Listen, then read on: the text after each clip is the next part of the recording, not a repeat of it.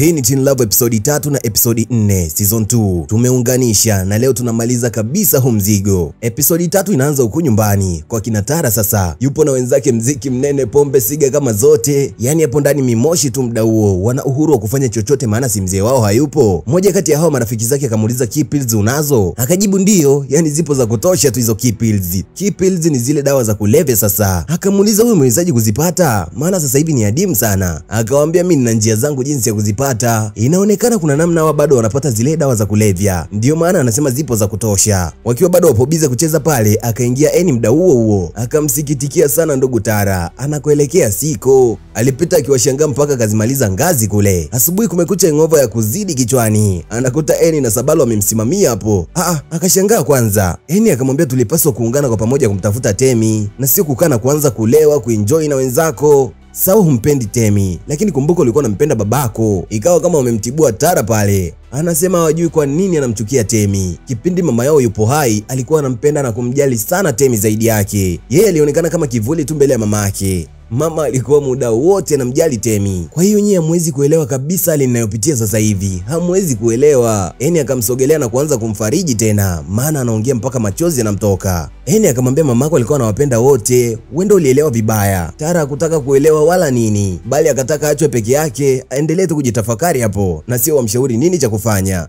Afisa wa polisi alifanikiwa kumpata yule Chijoke ambaye walikuta taarifa zake mle ndani mimurkadi. Huyu anatakiwa kuelezea Dede ni nani, maana wanahisi kabisa huyo mama ndo atakuwa mkuu mwenyewe. Chijoke akajibu akasema yeye hajui lolote lile. Nimeshawaambia mara kibao tu kwa sina taarifa zozote zile kuhusu. Detective akamwambia wewe una taarifa zote ambazo tunazihitaji na ni lazima ulisaidie jeshi la polisi katika hili. Aidha ukubali kwa hiari yako au nikurudishe kwenye chumba cha mateso. Afisa, njoni mumrudishe huyu. Akasema kiongozi nitasema lakini nataka uniahidi kitu. Afisa akakaa kusikilizia kitu gani hicho nikuahidi? Naomba ulinzi kiongozi. Detective akakubali na akasema atampa huo ulinzi. Anasema hajui sana kuhusu Dede na kama unavyojua ni biashara za mtandaoni ilikuwa anajihusisha nazo. Kwa hiyo anachojua ni baadhi ya mawasiliano yao, location za kazi na location mali alipo Dede, na bado Dede sio mkuu. Yupo mwamba mwingine ambaye ndio mkuu sasa. Washikaji wakiwa huko wanaenjoy mapenzi yao, kuna ujumbe ukaingia kwenye simu ya Temi pale. Tena ni ujumbe wa kutisha sana. Unasema hivi, endelea kuchimba usivyopaswa kujua. Akashangaa nani huyu tena? Hata hivyo akasema hata wakati tamaa kumtafuta muuaji wa mamake. Muda huo pia akaingia detective. Anasema kuna habari nzuri sana washikaji. Tumefanikiwa kupata taarifa zinazomhusu Dede na kutakuwa na mkutano wao siku so nyingi. Sisi pia afisa wa polisi tutaenda bila ya mwaliko wao. Temi akamuuliza habari nzuri? Yani nimepokea ujumbe wa vitisho afu unaniambia eti kuna habari nzuri. Mchizi akaenda kukagua kwanza, akakagua na ile namba. Akamwambia, yani unaogopa meseji kama hii? Huyu anajaribu kuturudisha nyuma, lakini ukweli ni kwamba hajui ili chimbo kabisa. Cha muhimu sasa hivi ni kuweni makini tu, maana Dede ni mtu hatari sana. Huyo mwanamke sio mtu mzuri hata kidogo. Kisha detective akaondoka pale. Na kweli bana, mapema sana afisa wa polisi walifika eneo ambalo walikuwa wameelekezwa. Huenda ikawa ndo maskani ya Dede. Wamefika na bunduki zao lakini empty. Hakuna mtu hapo mzee. Kumepoa kishenzi. Na kweli inaonekana ndo ilikuwa maskani ya Dede. Ila wapo wapi sasa hivi? Akapiga simu kwa wenzake kuambia kwamba inaonekana Dede kashajua kwamba anafuatiliwa. Kwa hiyo kaamua kukimbia maskani yake. Muda huo polisi wapo kule, kuna huyu mwanamke kavalia koti la blaki, alafu anaingia maeneo walipojificha Temi na Hexi. Na huyu ndo itakuwa ndo Dede mwenyewe. Muda huo washikaji wapo ndani wanapiga story, hawana ili wala lile. Big yupo zake busy anakula chakula. Hatakagi kabisa tumbo lake kupitiwa na upepo. Mara yule mwanamke akaingia ndani. Na ndio, huyu ndo Dede mwenyewe. Kwa uoga wakaanza kuuliza wewe nani? Na umewezaje kuingia humu? Akawaambia kuweni wapole washikaji. Nini kimekuleta hapa? Kuna biashara bado sijaimaliza. Hii sehemu mlojificha mnahisi ni salama sio? Ila kiuhalisia sio salama hata kidogo. Baada ya muda hata polisi walifika pale. Dede amekuja kwa amani kabisa, wala hajaja kwa shari. Anasimulia yeye na mamake Temi walikuwa wanafanya kazi kwenye kitengo cha upelelezi kwa siri sana. Yaani hao walikuwa undercover. Siku moja mamake alipata ushahidi wa taarifa nyingi sana kuhusu hilo genge la makateli, wahusika na watengenezaji wa kuwa madawa ya kulevya. Akapata kujua mnyororo mzima mpaka kwenye ngazi za serikalini. Ila ubaya ni kwamba mume wake ambaye ni babake na Temi pia alijua mkeo ameanza kujua mambo yasiyomuhusu. Kwa hiyo mzee akampa zile taarifa mkuu wa kundi la makateli ili waje kudili na mwanamke wake. Kwa kifupi ni kwamba mzee ndo alimchoma mkewe hadi kuuawa. Ndipo mama akatengenezewa ajali na kufariki. Temi akabakigi mlemavu naye. Temi ujue bado haamini. Kwa hiyo unachojaribu kusema ni kwamba babangu alihusika katika ajali iliyompata mama? Dede akajibu kwa hakika ndiyo. anahusika kwa 100%. Kwa hiyo Dede umekuwa undercover kwa muda wote huo na bado upo na wale jamaa majambazi wasikujua hata wewe ni nani? Bigi pia akauliza ulikuwa wapi kwa kipindi chote hicho mpaka sasa hivi ndio unajitokeza? Anasema asingeweza kujitokeza kwa wakati huo, yeye pia ndo alitupa ile bahasha kwa Temi na Hexi usiku ule yani. Kingine anajua location mahali mzigo ndo huo unatua na sehemu ambayo bosi ndo uaga anakaa. Hii itawasaidia kufika pale na kukusanya ushahidi zaidi. Dede akaendelea kusema hata yeye mwenyewe licha ya kuwa katika ile kundi la makateli kwa muda mrefu hajapataga kabisa kujua sura ya bosi mwenyewe. Anasikiaga tu sauti lake zito na kuona nguo zake ni white. Temi anasema kwa hiyo mambo yote yale yalikuwa yanatokea mimi sijui na mzee ndo alikuwa kila mwenyewe. Hexi anasema sasa hivi itabidi mambo yafanyike upesi, maana pia wale jamaa wataendelea kujiimarisha kiulinzi zaidi. Wakamtafuta mwamba mwingine mkali zaidi kwenye mambo ya hacking system, na katika kuhaki pale akahaki mawasiliano ambayo alipewa na Dede. Wakagundua leo kutakuwa na kikao muhimu sana kwenye jengo ambalo Dede aliwaambia ndio sehemu ambayo mzigo uaga unatua na ndio sehemu bosi uaga anakaa, na siku hiyo pia mzigo utakuwepo wa kutosha katika hiyo party ambayo wamepanga kuifanya. Huku Temi bado huzuni imemjaa maskini. Kwa hiyo baba kumbe ndo alikuwa katili kiasi hicho cha kukubali mpaka mkeo kufanyiwa mabaya kweli. Ilikuwa ni ngumu sana kuelewa, ila ndo uhalisia wenyewe. Big na Hex wakabaki kumfariji tu pale. Upande wa huku kwa wakuu wenyewe sasa, Mr. Whiteman kashajua kuwa Dede ni undercover. Akasema Dede unajitia smart sana Akawaagiza vijana wake wamletee Tara, ana kazi naye binafsi. Bila ya kuchelewa vijana wakafika mpaka nyumbani kwa kina Tara. Wakamkurupua pale pale. Akauliza nyinyi kina nani? Na mmewezaje kuingia huku? Ongozana nasi. Bosi anahitaji kukuona. Kuongozana na nyie kwenda wapi haswa? Na huyo bosi ni nani? Ikatolewa spray yenye kemikali pale. Utaenda kwa hiari yako au tukufosi kuongozana nasi? Mda huo Sabalo naye alikuwa kwa juu kule kutaka kabisa kujitia shujaa. Hawa jamaa hawezi kabisa kuamudu. Kwa hiyo akashuhudia Tara anatekwa kirahisi kabisa. Mapema sana ujumbe ukatumwa kwa detective. Jamaa akajichukua video. Whiteman anamwambia detective kwamba onana nami kwenye moja kati ya jengo bovu. Location nitakutumia hapo. Hakikisha unakuja peke yako. La sivyo huyu msichana mtamkosa. Mbona hii mambo inazidi kuwa ngumu tena? Watafanyaje sasa? Akarudi huku detective tayari kashachukia, maana kila kitu kinakwenda ndivyo sivyo. Bado hajamwambia Temi kuwa Tara katekwa. Akauliza mpango wenu hasa nyie ni upi? Kiongozi mimi nahitaji maji. Bigi, tulia Bigi. Nimeuliza mpango ni upi wewe unatuona sote ni wapuuzi au sio? Eti unataka maji. Anyway, Temi, Tara wamemteka tayari. Akauliza kivipi? Na imekuaje aswa? Dede akamwambia inabidi uwe mpole kwa sasa hivi. Ninayo ushahidi kuhusu kifo cha mamako. Hapa Mr. Whiteman anachokitaka ni ule ushahidi ili kumkomboa Tara sasa. Anataka ushahidi wote ule. Temi akasema kama ni hivyo zipo kwenye dokumenti, kwa nini tusiwape kopi tukabaki nayo? Dede akamwambia sio kirahisi kama hivyo, kutokana pia na muda mchache walopewa. Pia Dede anasema kwamba huo ushahidi wampe tu. Huyu kijana aliyekuja naye anaitwa Ajai. Yeye ndio pekee anayejua sura ya huyo jamaa. Kwa hiyo ndo atakuwa shahidi wao pekee. Unajua bado ikawa hayaingia kilini kabisa. Temi akauliza unawezaje kuwa shahidi kwa kujua tu sura yake? Hex pia akauliza vipi kuhusu jina lake? Je, unafahamu jina lake? Ajai anasema hajui jina lake, ila sura yake anaijua vizuri sana yani, na anaweza kuielezea kiundani. Na kingine, yale majina yote sio majina halisi ya kwao. Wana majina mengine ya siri. Haya ni majina wanayoyatumia kwenye kazi tu. Kwa hiyo hizo dokumenti bado hazina nguvu sana, bora wampe huyo jamaa anachotaka tu. Anachojaribu kufanya Ajai ni kushusha kabisa uzito wa zile dokumenti. Na sijui kwa nini anafanya hivyo. Zile dokumenti ni za muhimu sana kuliko kawaida. Temi akauliza kwa hiyo unapaswa kumpa huyu hizo dokumenti? Dede akajibu bado tunahitaji muda zaidi na tunahitaji mpango kabla ya kumpa. Oya Bigi, tupe plani uliosema unayo. Niliwaambia natakeni maji wakuu, lakini mmegoma kunipa. Hata hivyo bado nina mpango. Kitu kikubwa ni kwamba hawa jamaa sio dokumenti tu wanataka. Wanamtaka Temi na Hex pia. Tena wanawataka wakiwa hai. Kama wasipowaona Temi na Hex, hawawezi kabisa kumuumiza dada yako. Hii nayo ni kweli ujue. Endelea baba, endelea. Nimesahau kinachofuatia lakini. Hivi unajua dada yangu sasa hivi yupo kwenye hatari kiasi gani? Sasa nisikilize vizuri wewe nguruwe kibonge. Kama usipoongea vyote ulivyokuwa navyo kwenye akili yako, nitafumua ubongo wako tuangalie wenyewe.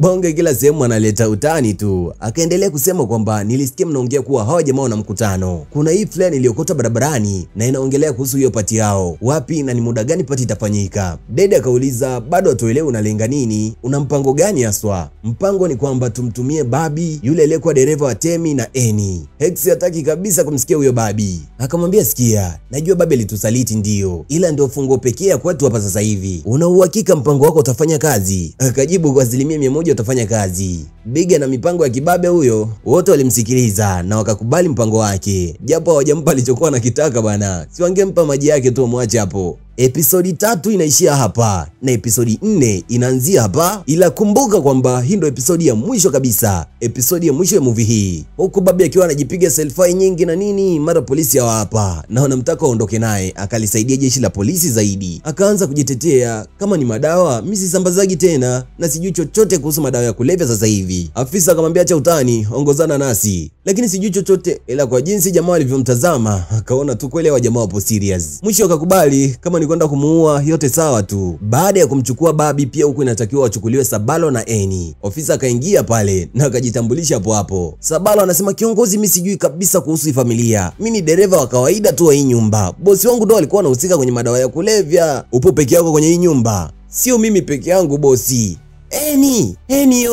Eni akafika pale bila ya kuchelewa. Jamaa akajitambulisha kwake pia. Eni akauliza tukusaidie nini kiongozi? Akawambia ni kuhusu Temi na Tara. Tunahitaji mtusaidie ili pia tuweze kuwasaidia kuwapata. Hapana kiongozi, mimi sina msaada wowote naweza kutoa. Eni akamwambia Sabalo, kasema ni afisa wa polisi na akakuonyesha kabisa kitambulisho.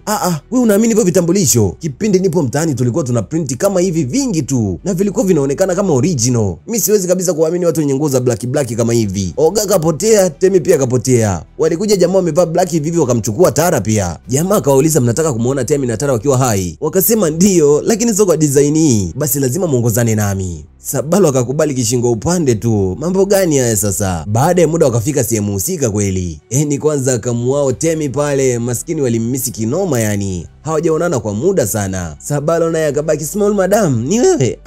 Afisa akasema ni muda sasa wa kuanza kazi. Hex akasema tunapaswa kumsubiri Bigi kutoka toileti kwanza. Akajibu haina maana ya kumsubiri, alishaweka mpango mezani. Sabalo na Eni watakwenda kwenye lile jengo. Sorry, usiwe na hasira kiongozi. Ila ni jengo lipi hilo unapaswa kwenda? Jengo ambalo magangster ndipo walipomhifadhi Tara. Mimi na nani? Wewe na Eni. Na lai, siwezi kwenda wazee. Sabalo, wewe usiteme Sabalo bana. Nimeoa mke mwezi uliopita tu. Sijaenjoy hata ndoa yangu, mnasema nini eti? Eni akamwambia Sabalo tunaweza. We can never go. Siwezi kabisa kwenda hiyo sehemu. Nyote mnae backup, mnae familia na watoto. Mimi bado sijapata hata kwa watoto kenyewe afu mnataka niende nikafe kweli? Oya, niangalie machoni na useme unaweza kufanya hivyo. Young man, na kutizama machoni. Na siwezi kamwe kwenda huko. Temi akamwambia nyinyi ndo pekee mjulikani. Kama msipoenda, basi lolote linaweza kumkuta Tara. Sabalo kama akaingia huruma hivi, ila kweli mnanituma na huyu Eni. Nani sasa atanitetea huko? Mwisho akakubali tu. Kumbuka wale jamaa walisema watakuwa na party. Kwa hiyo mambo ya misosi, vinywaji na nini, watahitaji watu kwa ajili ya kuwasaidia. Jamaa wamevaa kama wapishi na wamefika mpaka kwenye jengo husika. Kikwazo ilikuwa ni kwa mlinzi hapo. Ila wakasema wapo hapa kwa ajili ya kazi ya upishi. Akaenda akarudi na akawaruhusu kuingia ndani. Wakakaribishwa mpaka ndani ya mjengo pale. Kufika ndani wakapokelewa na huyu kiongozi. Akawauliza kwa hiyo ndo nyinyi? Wakasema ndio. Lakini mbona mmewahi sana kuja? Unajua kiongozi, sisi uwaga hatutaki kabisa kuchelewa. Kazi zetu uwaga tunataka tufanye mteja aridhike. Hatutakagi kabisa kumchelewesha mteja. Jamaa akaona itakuwa kweli. Lady D hapa atawapa mwongozo mzima baada ya kufika saa 4 kamili. Saizi bado mapema. Akawatimua nje kabla ya kutoka. Eni akamwambia tukikubali kuondoka na kusubiri mpaka hiyo saa 4 itakuwa tatizo kubwa sana. Kumbuka Tara katekwa na lolote linaweza kutokea. Akamtoa kwa nje Sabalo na akasema kwamba nina mpango mzuri zaidi. Mpango gani uliokuwa nao Sabalo? Weka macho yako na masikio yako attention kisha nitizame. Akanyata anataka kuingia kupitia mlango wa nyuma sasa. Ile anafungua taratibu mlango wa nyuma, mbabe naye akafungua pale akamkuta. Akamuuliza we nani? Mimi nilikuja kwa kazi ya upishi saa. Najua. We ni nani? Nimesema nimekuja kwa kazi ya upishi. Najua, lakini huko unafanya nini? Kiongozi natafuta pa kujisaidia. Hii sehemu inaonekana kama choo kwako. Ondoka hapa na usirudi tena. Sabalo akawa kaikosa hiyo. Na hapa kweli ndo makao makuu. Maana wale jamaa wa baba waliomteka Tara wapo hapa wote. Na kwa nje ile gari ya watekaji ikawa imekuja. Ila awamu hii imebeba maboksi ya dawa za kulevya za kutosha tu. Huyu kiongozi akamwambia na Eni pia achukue maboksi kusaidia kuingiza ndani kwa upesi zaidi. Sikamkuta hapo, kwa hiyo akajua labda ni wakwao pia. Eni akatii, akachukua moja kati ya zile boksi, akajikoa na kujiangusha kwa makusudi kabisa ili aone kilichopo ndani ya zile boksi ni nini. Akakuta ni zile key pills,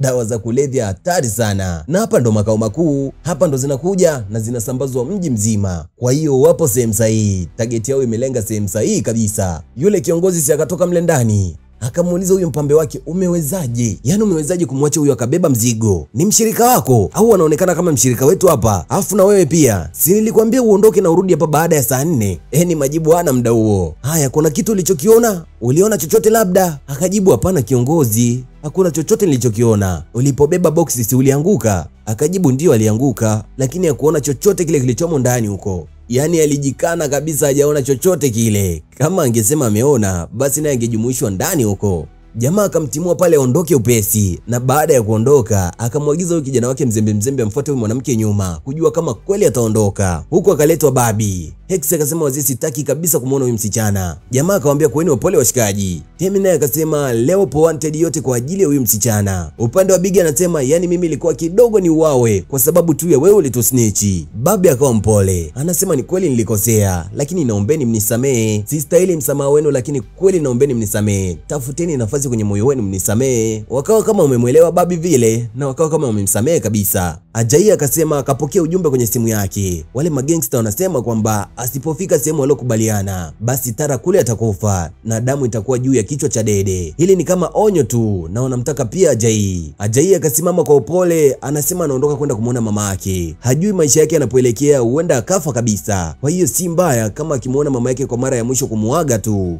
Detective akamuuliza, vipi kama nikikupa vijana wangu wakakusindikiza huko? Ajai akagoma na akasema italeta mashaka zaidi. Lakini msubiri kwanza. Huyu Ajai anakataa kwenda na afisa wa polisi kwa ajili ya kumlinda, ikiwa anajua kabisa maisha yake yapo kwenye hatari kubwa sana, na anadai kwamba yeye ndo pekee anayejua sura ya mkuu wa lile kundi. Huyu Ajai ni nani haswa? Maana kaja from nowhere tu. Anyway, wakamruhusu akaondoka pale. Huku Eni na Sabalo wamekamatwa, tayari wameanza kusanukiwa. Jamaa anawauliza mmetumwa na nani? Wakasema ni kampuni ndio imetutuma kufanya huduma hapa. Nauliza tena, mmetumwa na nani? Saa tumetumwa na kampuni. Sawa, mmetumwa na kampuni. Jina la hiyo kampuni ni jina gani? Hapo sasa Eni akaanza kujitapisha pale. Naombeni jina la hiyo kampuni. Akasema huyo anataka kutapika kiongozi. Akaagiza tolewe hapa apelekwe mpaka washing room. Akajisaidia huko. Mbabe kweli akamtoa na akamfikisha mpaka maeneo hayo. Eni kufika huko toileti chapu sana, akamtumia ujumbe afisa wa polisi. Wameanza kusanukiwa. Kwa hiyo polisi waanze kuja upesi sana. Baada ya hapo akarudi huku, ila ujumbe kashautuma tayari. Jamaa akasema nauliza kwa mara ya mwisho, mmetumwa na nani? Na sisi tunakujibu tena kiongozi, kampuni ndio imetutuma kuja hapa. Niambieni ukweli, mmetumwa na nani? Nitawafyatua vichwa vyenu mjue. Sabalo akaona sasa kushakuwa kubaya. Anasema ni kweli kiongozi, wao wametumwa na watu kuja hapa na wala sio kampuni imewatuma. Kisha Mkupe akapiga chuma juu kwa mkwara zaidi. Jamaa akaagizwa wapelekwe mpaka kwenye vyumba vya mateka. Mambo ishaharibika tayari na mjengo wao sasa umeshaanza kujulikana. Akatoa na wigi la mchumba wake pale kama kujituliza hasira zake tu. Huku jamaa wakapokea ule ujumbe. Kina Sabalo kule wameanza kusanukiwa na wapo kwenye hatari kubwa sana kwa sasa hivi. Kumbuka wakati huu ujumbe umetumwa, Ajai kuwepo maeneo hayo. Hii nayo ni pointi kubwa na ya muhimu sana. Temi akasema inabidi wao pia waje. Hawawezi kukaa nyuma na kusikilizia tu. Detective akawaambia wao wana mafunzo. Ni bora hawa wakabaki hapa, polisi wakaenda kufanya kazi yao. Babi naye akatilia mkazo polisi waende tu. Wenyewe wabaki hapa safe house mpaka polisi watakapomaliza kazi yao. Kweli bana, polisi wakatoka. Huku jamaa hapo wameletwa alipokuwa Tara. Tara naye anabaki kuwaomba samahani tu maskini. Ningejua ningewasikiliza wakati uliopita. Sabalo anasema ndo lijikaza fuvu sasa. Angalia tupo kwenye matatizo yote kwa ajili yako. Tara maskini bado anaomba samahani. Washikaji wamsamee tu. Sabalo akabaki ile, yani nilijua lazima litatokea hili.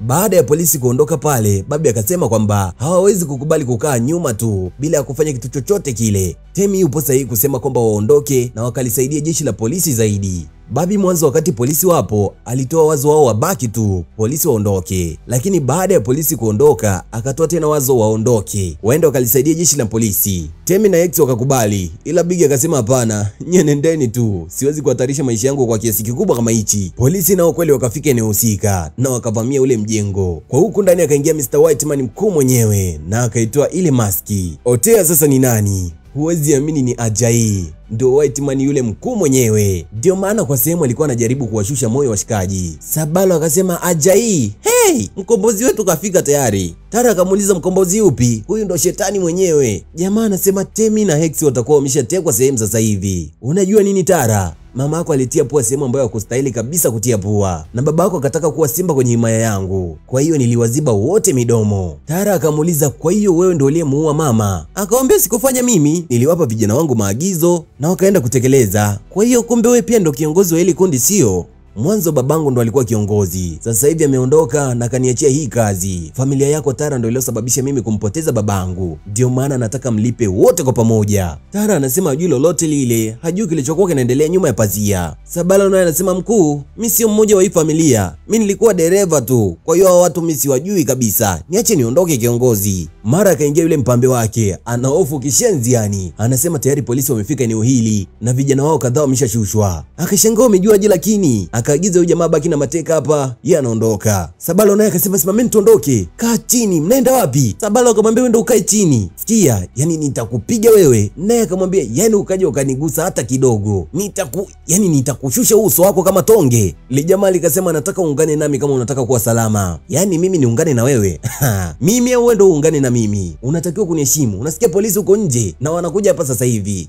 Jiheshimu na unisikilize, uniite bosi. Jamaa akanyanyua mikono, boss. Polisi wakija hapa nitakutetea, wewe ni mateka kama sisi tu. Aya, piga magoti. Jamaa akatina akapiga magoti kweli. Niite boss, my boss.